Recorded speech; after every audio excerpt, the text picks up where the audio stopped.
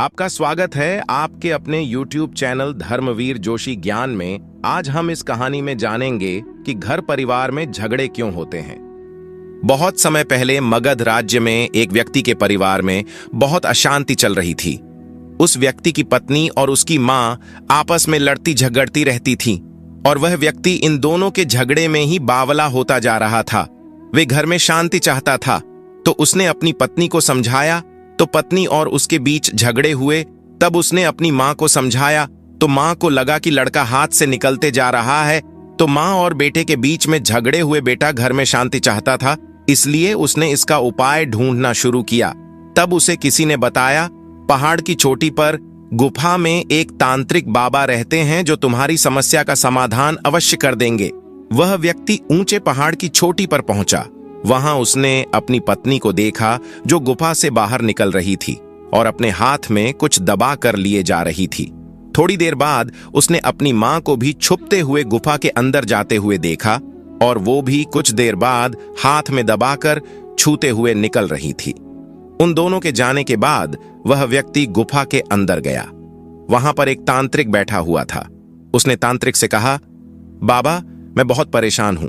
बाबा ने बीच में रोकते हुए कहा, रुक जाओ, मैं सब जानता हूं कि तू खुश नहीं है, तू भीतर से टूट गया है। तेरी परिवार वाले तेरी बात नहीं सुनते, बाकी सब खुश हैं, बस तेरे ही घर में दुख उत्पन्न हो रहे हैं। क्या महीने ठीक कहा बाबा के मुख से यह बातें सुनते ही व्यक्ति बाबा के चरणों में गिर गया और उसने कहा, बाबा की जय हो, बाबा की जय हो। बाबा आप ही मेरे समस्या का समाधान कर सकते हैं।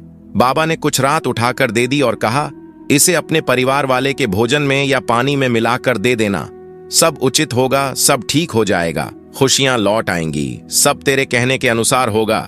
व्यक्ति बोला, बाबा की जय हो, बाबा की जय हो, कहते हुए वापस जाने लगा। तभी बाबा ने कहा कि कुछ पाने के लिए कुछ त्याग करना पड़ता है। बाहर एक दान पात्र रखा है, जितना ज्यादा दान करोगे उतनी ही जल्दी मनोकामना पूरी होगी। व्यक्ति ने कहा, बाबा मैं समझ गया। उस व्यक्ति ने बाहर रखे दान पात्र में अपने जेब में पड़े सारे धन डाल दिए और हाथ में वह राख लेकर वापस घर आ गया। घर में आज सब बहुत खुश थे, एक दूसरे की तरफ देखकर मुस्कुरा रहे थे। शाम को बहू सास के लिए और अपने पति के लिए खाना परोसा और अपने सामने दोनों को खाना खिलाया और बहुत खुश हुई, क्योंकि उसने उस भोजन में वह राख मिला दी थी जो उसने बाबा के पास दिलाई थी। मां ने भी अपनी बेटी और बहू को दूध गर्म करके दिया तो वो बहुत खुश हुई, क्योंकि उसने भी बाबा के पास से जो राख लाया था उसे दूध में मिला दी थी। बेटे ने भी मां और पत्नी के लिए जूस बनाई और राख में मिला दी। उन दोनों को जूस पिलाकर बेटा भी बहुत खुश हुआ। कुल मिलाकर आज उसके घर में बहुत खुश थे सबके सब। अगली सुबह सबको अपनी परिणाम की उम्मीद थी। सास ने कहा, मैं तेरे लिए खाना क्यों बनाऊं, तू मेरे लिए खाना बना। उधर बेटा भी उठकर आ गया और कहा, मैं काम पर जा रहा हूं, मेरे लिए खाना बना दो। तो बहू ने कहा, आज मां खाना बनाएगी। मां ने कहा, देखो बेटा ये क्या कह रही है, मैं खाना बनाऊं। उसके बाद वही हुआ जो रोज होता है। बेटे ने अपना सिर पकड़ लिया। हमेशा तो कोई झगड़ा नहीं रह सकता।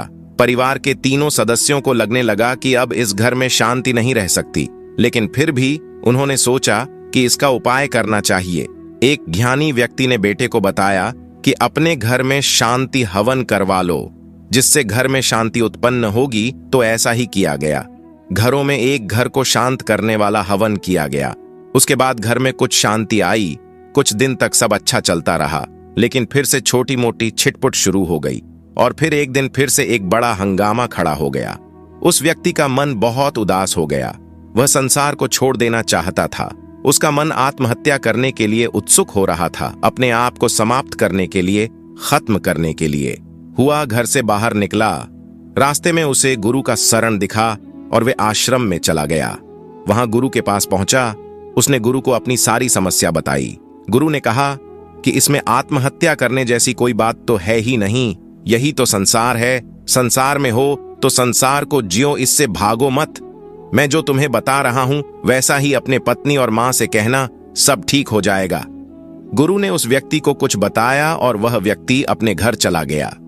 उसने अपनी पत्नी से कहा कि दूसरे गांव के बाहर एक गुरु का आश्रम है, वहां जो भी जाता है उसका सारा समस्या का समाधान हो जाता है। गुरु उसके सारे समस्या का समाधान कर देते हैं। पत्नी ने कहा, तुम मुझे क्यों बता रहे हो? मुझे इसमें कोई दिलचस्पी नहीं है। फिर उसने अपनी मां से कहा कि दूसरे गांव के बाहर एक चमत्कारिक गुरु हैं, उनसे जो भी मांगो हुआ पूरा हो जाता है। मैंने खुद देखा है। मां ने कहा, मुझे क्यों बता रहे हैं? जाओ और अपनी मनोकामना पूरी कर लो। अगले दिन निराश होकर वह व्यक्ति गुरु के पास पहुंचा। उसने देखा कि गुरु के आश्रम से उसकी पत्नी निकल रही है।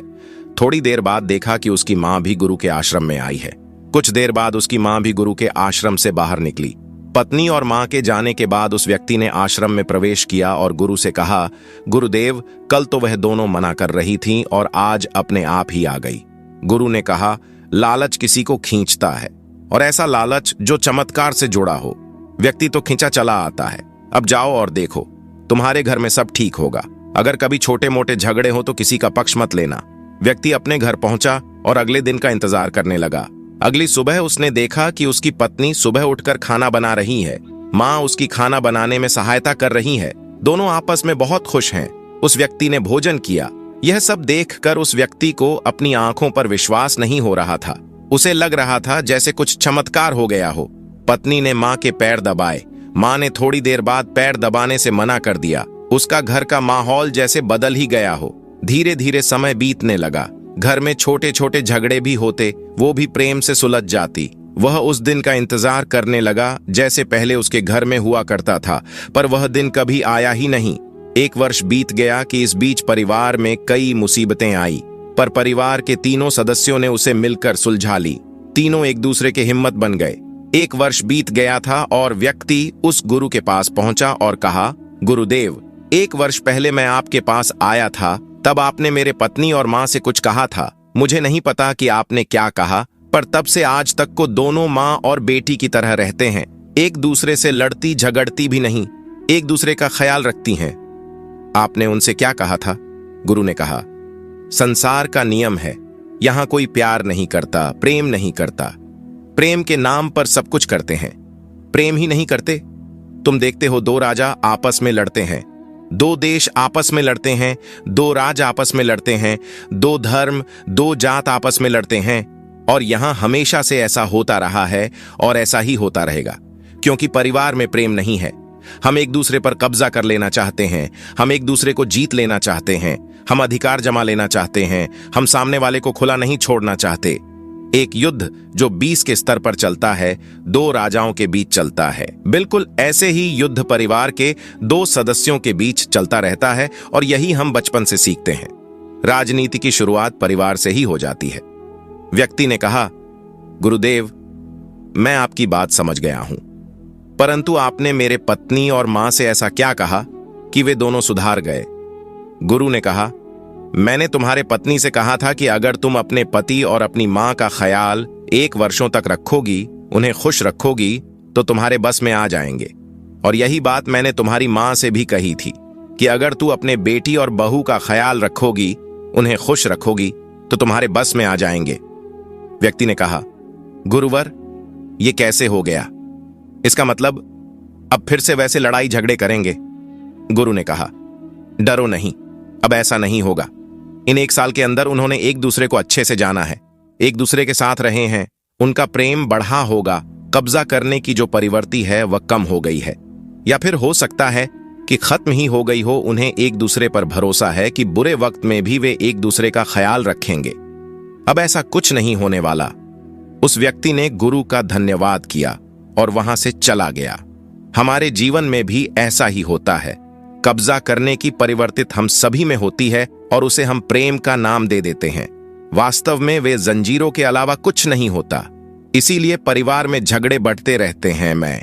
हम एक दूसरे को समझते हैं, ना ही एक दूसरे को समझना चाहते हैं। हम हमेशा यही चाहते हैं कि सामने वाला हमें समझे, हमारी बात माने। इसके उल्टे हम एक दूसरे को समझना चालू कर दें, एक दूसरे का ख्याल रखें और एक दूसरे की जरूरत को पूरा करें, तो हमारे अंदर से कब्जा करने की प्रवृत्ति समाप्त हो जाती है। त्याग और प्रेम की परिवर्ती बढ़ने लगती है, जिसमें शांति होती है। वह वास्तव में परिवार होता है, क्योंकि किसी भी मुसीबत में परिवार एक साथ होता है, इकट्ठा होता है। वक्त पर जो इकट्ठा हो जाए वही परिवार होता है, और वक्त आने पर जो बिखर जाए वह परिवार नहीं होता, बल्कि राजनीति का अखाड़ा होता है। इसीलिए अपने बच्चे को ऐसा संस्कार दीजिए जो प्रेम सीखे, कब्जा करने की, परिवर्तित को नहीं, उनके सामने किए गए अपने कर्मों को देखे।